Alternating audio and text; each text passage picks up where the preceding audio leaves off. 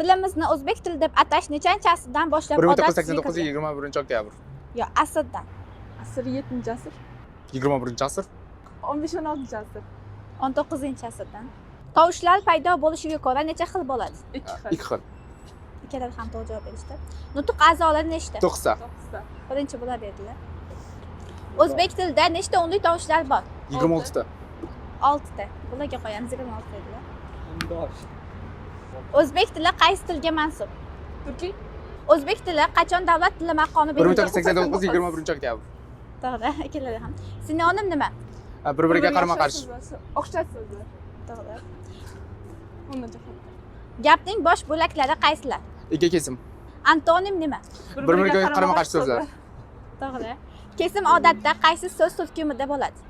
Fe'l, To'g'ri. Predmetning bildiradigan so'z turkumi qaysi? ot, To'g'ri, bularga qo'yamiz.